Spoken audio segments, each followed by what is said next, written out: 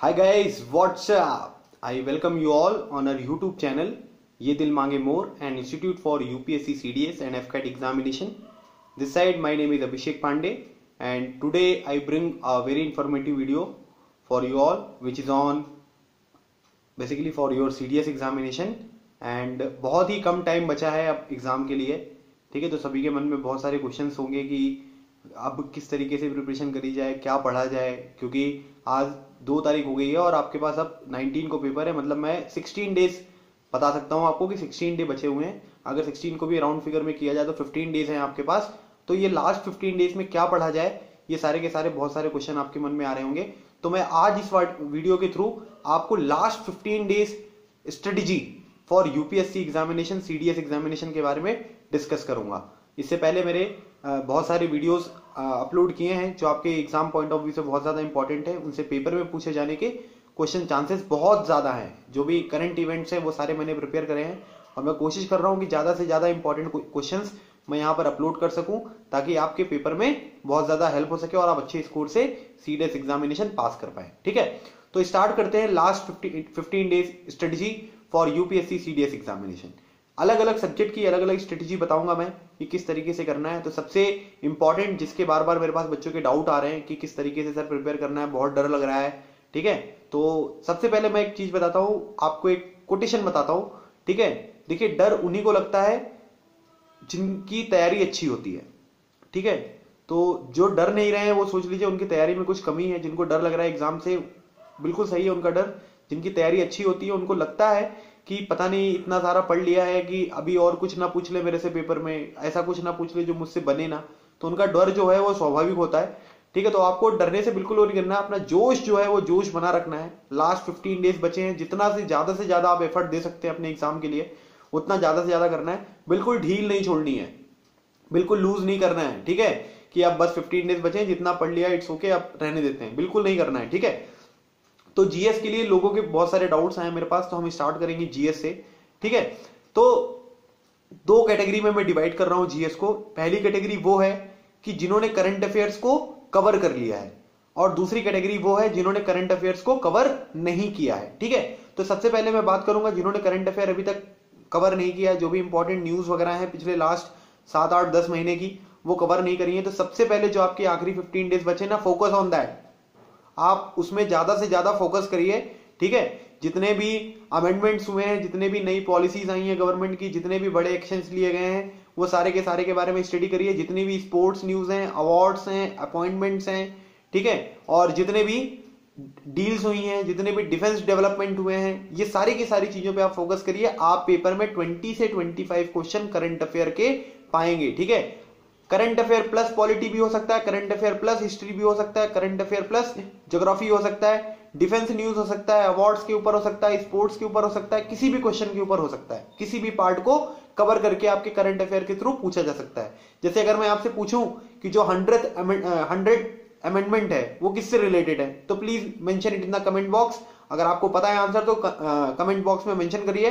ठीक है, तो ये क्या हो गया, ये आपका करंट इवेंट भी हो गया प्लस पॉलिटी भी हो गया। ठीक है, तो इससे क्या होगा, जो करंट इवेंट रहेगा उसमें जो भी चीजें रही हैं, जैसे प्रेसिडेंट इलेक्शन अभी हुआ है थोड़े दिन पहले, तो प्रेसिडेंट इलेक्शन कैसे होता है, वो सारी चीजें आपको क्या करनी है, करंट अफेयर में था, इसलिए पॉलिटी में ज्यादा फोकस करना है क्योंकि पेपर में पूछे जाने के चांसेस बहुत ज्यादा हैं। जितने भी जो इंडस वाटर ट्रीटी था, ठीक है, उसके बाद जो पाकिस्तान जो अलग अलग टाइप के क्लेम्स करता रहता है, ठीक है, जो भी हमारे वाटर हाइड्रो पावर प्रोजेक्ट हैं उनके ऊपर परमिशन नहीं मिल पा रही है, डिले हो रहे हैं। ठीक है, तो क्या होता है कि जितने भी करंट इवेंट्स में अगर चीजें हुई हैं तो उससे क्या होता है, जितने भी ज्योग्राफी के आपके क्वेश्चन होते हैं उन सारी रिवर्स के ऊपर, उन हाइड्रो पावर प्रोजेक्ट्स के ऊपर, ये सारी की सारी चीजें आपके लिए बहुत ज्यादा इंपॉर्टेंट हो जाती है।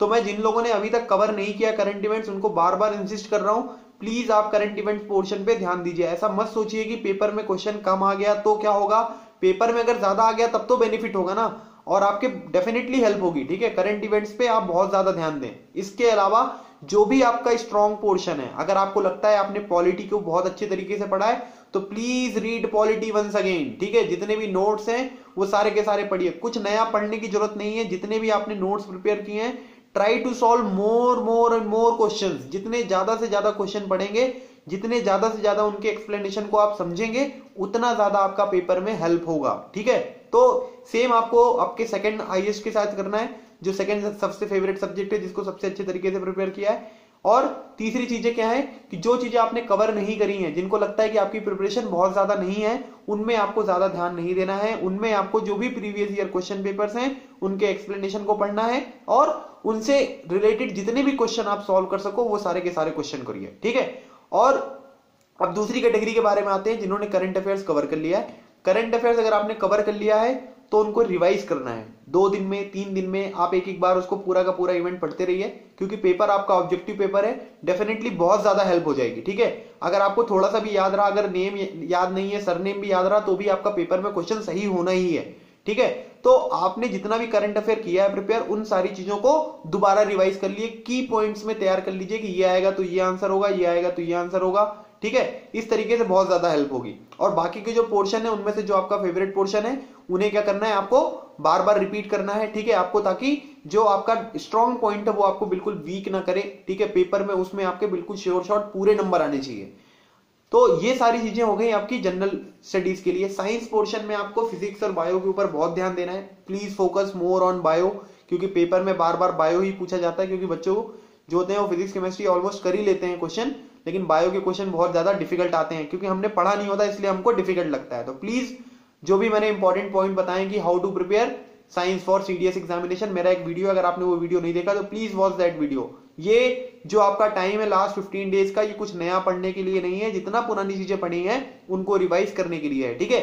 रिवीजन से किसी के भी मार्क्स कम नहीं होते, रिवीजन से हमेशा मार्क्स जो है वो प्लस होते हैं, ठीक है। ये बात आप याद रखिएगा, ठीक है। तो आपको कोशिश करनी है कि ज्यादा से ज्यादा रिवीजन करें, ठीक है। बात करते हैं मैथमेटिक्स की। मैथमेटिक्स में आपने जितना ज्यादा से ज्यादा क्वेश्चन कर सकते थे अभी तक सॉल्व किए हैं, ठीक है। आप रोज एक टेस्ट दीजिए, रोज क्वेश्चन करिए, उनको एनालाइज करिए, जितने भी प्रीवियस ट्रिक्स आपने सीखी हैं उनको इंप्लीमेंट करिए, उनसे रिलेटेड 2-3 क्वेश्चन आप सॉल्व करिए, ताकि वो ट्रिक्स जो है आपकी बिल्कुल पक्की हो जाए, ठीक है। फॉर्मूले इसके लिए आपको क्या करना है, जो फॉर्मूले हैं उनको अपनी दीवार पे स्टिक करना है, उनको पेस्ट बना के रख देना है, ठीक है।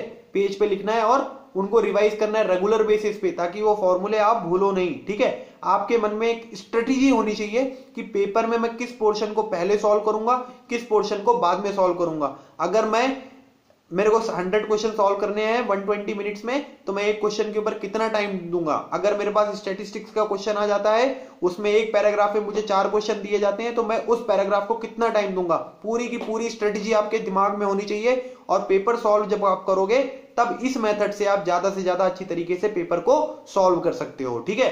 अब बात करते हैं इंग्लिश की।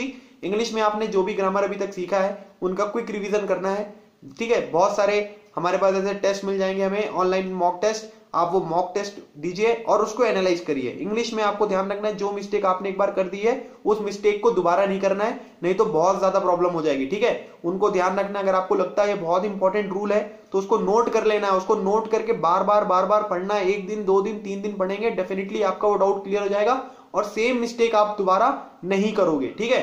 Try to solve more and more question, जितने क्वेश्चन कर सकते हैं आप उतने करिए, जितने वोकैब्स आप पढ़ सकते हैं उतने पढ़िए। आपको कुछ नहीं पता है कि अगर आपने जो वोकैब्स पढ़ा है वही पेपर में आ जाए या उसी से रिलेटेड कोई पेपर में आ जाए, ठीक है।